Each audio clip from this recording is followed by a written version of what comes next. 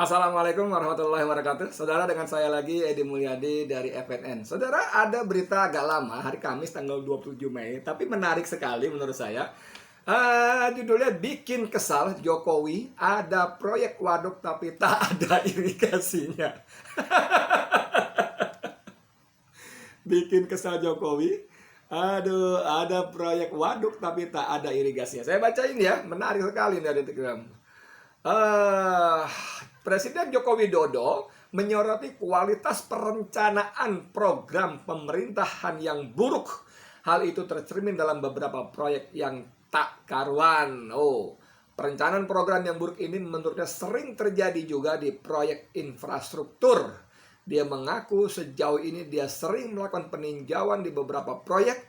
Di sanalah Jokowi melihat ada yang tidak beres. Misalnya saja, ada waduk namun tak memiliki irigasi. Mulai dari irigasi primer, sekunder maupun tersier. Jokowi tak menyebut waduk itu apa namanya dan di mana letaknya. Bayangin saudara, bikin waduk itu kan untuk irigasi, bos. Untuk mengatur air yang selama ini, mohon maaf, mubazir. Waktu banyak hujan banjir, waktu kering, waktu kemarau kering kerontang, dan banjir airnya pun kalau sisa-sisa hanya terbuang ke laut, maka dibuatlah waduk untuk supaya air bisa dikelola dengan baik untuk irigasi terutama. Tapi ini tidak ada irigasi. Belajar dari sejarah, jadi pelajaran SD aja irigasi, bos. Masa nggak ngerti irigasi? Irigasi, ya, irigasi. Sistem pengairan untuk tanaman, ya, sawah, ladang, terutama sawah, ya. Aduh, saya melihat saya ini di lapangan terus ada waduk tapi nggak ada irigasinya. Irigasi primer, sekunder, tersier ini nggak ada. Ada itu saya temukan di lapangan, ungkap Jokowi. Ada juga sebuah pelabuhan yang baru dibangun namun tak memiliki jalan akses. Masya Allah. Jokowi jengkel dan bertanya-tanya bagaimana bisa pelabuhan itu digunakan. Lagi-lagi dia tidak menjelaskan pelabuhan apa dan di mana. Kemudian bangun pelabuhan baru, nggak ada akses ke jalan ke situ. Ya apa-apaan. Gimana pelabuhan itu bisa digunakan? Nah, saudara, ini pengakuan dari mastermind di balik pembangunan infrastruktur yang ugal-ugalan. Proyek infrastruktur dibangun hanya untuk mengejar komisi, proyek, pekerjaan tanpa adanya studi kelayakan yang memadai. Bagaimana mungkin coba secara akal sehat paling basic pun, nggak usah menjadi insinyur yang paham ini itu kan segala macam, nggak usah, apalagi profesor, nggak usah. Secara akal sehat masyarakat awam saja akan berkata ini gila bos, dan bos, kentir bos, gemblong bos, gitu loh. Bagaimana membangun irigasi, membangun waduk tapi tidak ada irigasi? Itu air mau dikemanain? Buat apa ditampung, gitu loh? Apa nunggu kapan-kapan jebol sehingga bisa menyapu meluluh lantakkan desa-desa di bawahnya sekitarnya? Kan gemblong, gitu loh. Kecuali hanya untuk membangun ada proyek kita dapat bagian, kita dapat up harganya sekian persen.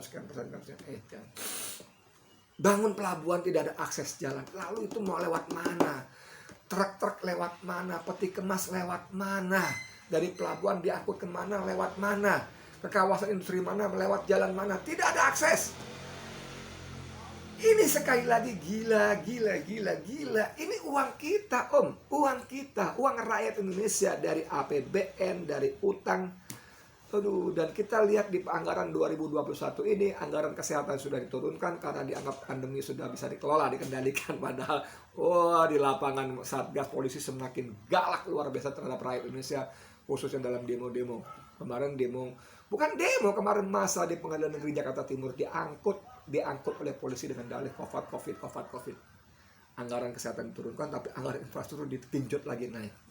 Ini nggak sadar. Nggak belajar orang-orang di atas kita ini, orang-orang di pemerintahan, di pejabat, nggak belajar. Atau memang mereka tidak mau belajar karena dia tahu di setiap proyek ada bagian, jatah gua mana, bagian gua berapa. Ini ada lagi berita-berita sejenis, ya. Kesal Jokowi data bansos amburadul saling tumpang tindih. Jadi pertama jengkel, kemudian kesal. Jokowi kesal, Jokowi data bansos amburadul saling tumpang tindih. Ya, yang gelap itu ya, yang hitam ya. Mana sini ada? Itu saudara. Oke. Saya baca sedikit. Presiden Joko Widodo menyoroti soal akurasi data pemerintah yang sangat buruk. Salah satunya soal data bansos yang tak akurat dan saling tumpang tindih. Ada lagi saudara, ini soal jengkel kesal presiden kita nomor 1. Jokowi jengkel targetkan ekonomi tumbuh 7% tapi belanja APBN membeli. Tadi kesal, jengkel, marah. Jadi banyak betul orang ini marah, kesal, jengkel. Pada siapa? Kepada pemerintahan. Ini ada lagi. Ada pelabuhan dibangun tanpa akses jalan. Jokowi apa-apaan yang tadi kita bicara ya. Ada pelabuhan dibangun tanpa akses jalan. Kata Jokowi, apa-apaan. Aduh, gila. Aduh. Saudara, mau sampai kapan kita berada di pemerintahan, di tangan penguasa-penguasa yang bebal, minjam istilahnya Rocky Gerung, dungu. Ini terlampau dungu, sangat amat dungu. Dan kita miris sekali, ini semua pakai uang APBN, uang rakyat, uang kita, dari pajak kita, dari belanja-belanja kita, dari hasil bumi, sumber daya alam yang harusnya kita miliki, kita nikmati, kita mesejahterakan kita. Pasal 33 Undang-Undang Dasar 45, bumi, tanah, air, dan kekayaan alam dikuasai oleh negara dan diperuntukkan untuk sebesar-besarnya kemakmuran rakyat. Ini semua bohong, belgedes. Dan itu masih berlangsung. Anda bisa bayangkan nggak kalau orang-orang seperti ini terus berkuasa, lalu mereka menikmati dari presiden yang I don't read what I sign. Saya nggak baca apa yang saya tangani. Saya nggak baca apa yang saya mau pidatokan. Salah berkali-kali. Ada Padang Provinsi baru. Ada apa lagi? Ada Bipang sebagai oleh-oleh Lebaran. Kalau mau nyebut dengan para begundalnya mengatakan membela diri, Jokowi kan dalam rangka mempromosikan kuliner Nusantara. Bos, banyak kuliner lain, bos. Banyak, ada lumpia Semarang, sebut nggak lu sebut ya. Banyak sekali kuliner lain yang tidak harus menyebut Bipang Ambawang di saat Ramadan yang disebut sebagai oleh-oleh untuk Lebaran, Idul Fitri. Ini gila. Presiden kagetan, presiden marah, presiden kesal kepada siapa? Kepada dirinya sendiri. Anda bisa bayangkan nggak? Ini kan semua dia penanggung jawabnya. Kan infrastruktur dia yang gembar-gembor, kita genjot infrastruktur segala macam. Mau sampai kapan? Mau sampai kapan? Ini negeri dikelola dengan ugal-ugalan.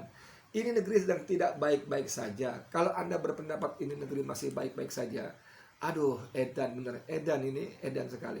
Saya ingin baca berita tentang ada pelabuhan dibangun tanpa akses jalan. Jokowi apa-apa. Ini menarik sekali. Ini berita tahun berapa ya? 27 Mei. Baru 27 Mei baru ya. Aduh. Presiden Joko Widodo menyoroti kualitas perencanaan program pemerintah yang buruk. Saking buruknya dia menyebut ada pelabuhan baru dibangun tanpa memiliki akses jalan.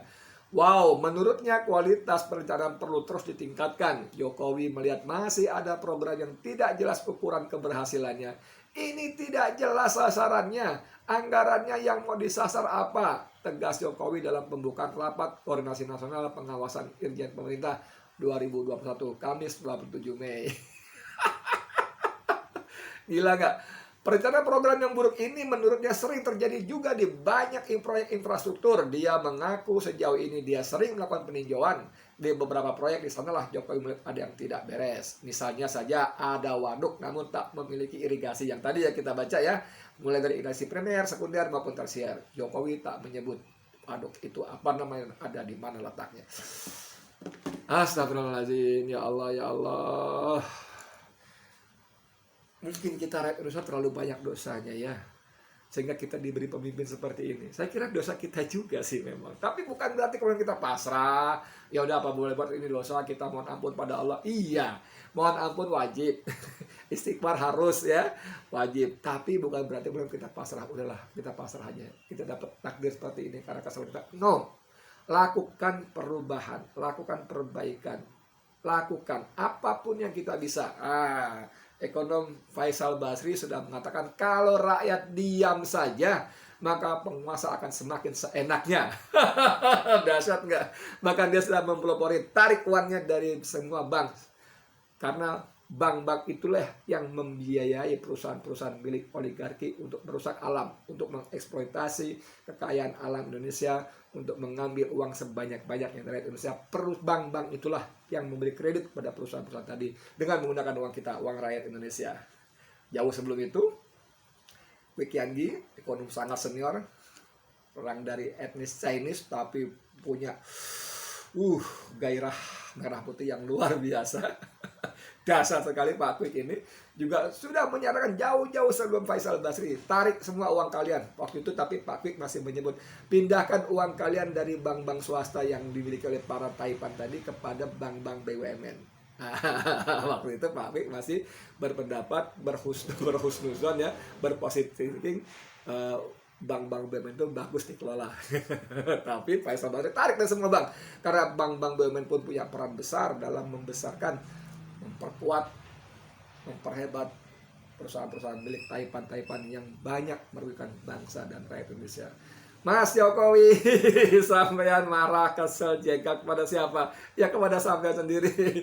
Presiden Republik Indonesia marah, kesel, jengkel kepada Jokowi. Aduh, ampun deh. Gitu kok mau 3 periode. Saya ulang, gitu kok mau 3 periode. Dengar nggak? Saya ulang lagi. Begitu kok mau 3 periode. Oh, saya tidak mau itu menampar muka saya, menjerumuskan saya. Walah, wis tau. Kalau Jokowi ngomong A, langsung mohon dipahami tidak A. Copras, capres, ramikir, gitu kan. Udahlah, kalau Jokowi ngomong A, ngomong sesuatu, maka baca sebagai kebalikannya. Itu aja deh, pengalaman yang ada begitu. Saya Edi Mulyadi dari FNN. Wassalamualaikum warahmatullahi wabarakatuh.